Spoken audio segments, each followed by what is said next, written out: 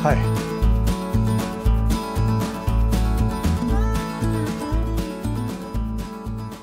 हाय। चलिए आज बात करते हैं अंग्रेजी सीखने के अलग अलग मेथड्स पर। कौन सी मेथड कितनी सही, कौन सी मेथड कितनी इफेक्टिव। सबसे पहले हम बात करते हैं उस मेथड पर जो इस वक्त शायद आप इस्तेमाल कर रहे हैं। वो मेथड जिससे पूरे भारत भर में ज़्यादातर लोग इस्तेमाल करते हैं, और वो मेथड है method of grammar, grammatical translations. देखिए, अगर आप ग्रामेटिकल ट्रांसलेशंस इस मेथड से अगर आप सीखते हैं, स्पोकन इंग्लिश अगर सीखते हैं, तो आप कभी भी अंग्रेजी नहीं बोल पाएंगे। फिर आप कहेंगे फिर देश भर में ग्रामर तो सिखाई जा रहा है, सभी स्कूलों में कॉलेजेस में ग्रामर तो सिखाया जा रहा है, फिर वो क्यों? तो याद रखिए, ग्रामर सिखाया इसलिए नहीं जा रहा क्योंकि आप अंग्रेजी बोले।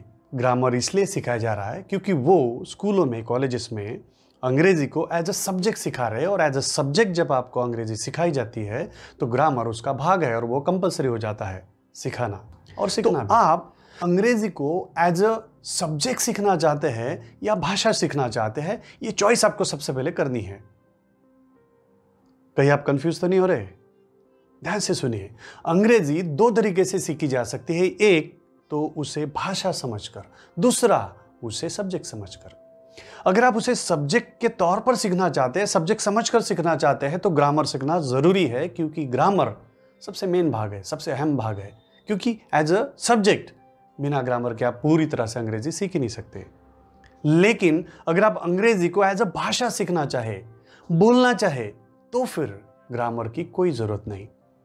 और उल्टा, जितना ज्यादा आप ग्रामर सीखेंगे उतना, जैसे हम पहले भी बात कर चुके हैं, उतना आपकी रिटन इंग्लिश इंप्रूव होने वाली है, उतना आप बेहतर ढंग से लिख सकने वाले हैं, पढ़ सकने वाले हैं।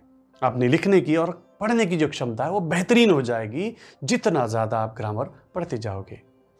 अगर आप ज़्यादा कंफ्यूज हो रहे हैं तो मैं छोटे से शब्दों में आपको बताना चाहता हूँ। अंग्रेजी एक सब्जेक्ट भी है और अंग्रेजी एक भाषा भी है। अगर आप सब्जेक्ट के तौर पर सीखना चाहते हैं तो ग्रामर सीखना पड़ेगा, और भाषा के तौर पर सीखना चाहते हैं तो ग्रामर बिल्कुल नहीं सीखना पड़ेगा।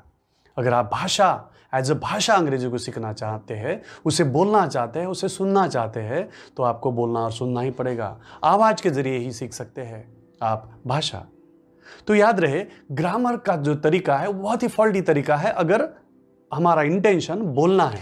ग्रामर के तरीके में और कुछ प्रॉब्लम्स है, जैसे कि ग्रामर का जो ट्रांसलेशन है वो लिटरल नहीं होता है। जब आप बोलना चाहते हैं, आपकी मदर टंग में अगर आप कुछ बोलना चाहते हैं और उसका अगर ट्रांसलेशन करते हैं ग्रामेटिकल मेथड के अनुसार जब आप जाते हैं, तो you tend to make literal translation. आप लिटरल ट्रांसलेशन करने की कोशिश करते हैं और वो गलत हो जाता है। लिटरल ट्रांसलेशन क्योंकि नहीं होता, इसलिए ग्रामेटिकल मेथड के वक्त बहुत ही तकलीफ आपको होती है जब आप उसको सीखना चाहते हैं। याद रखिए, अगर आप भाषा के तौर पर अंग्रेजी को सीखना चाहते हैं तो ग्रामर से दूर रहिए, because it creates confusions.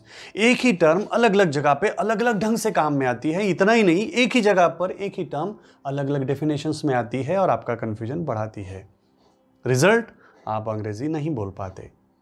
Confusion he confusion होता है। तो इसलिए ग्रामर के जरिए अंग्रेजी सीखने का जो आपकी इच्छा है उसको छोड़ दीजिए।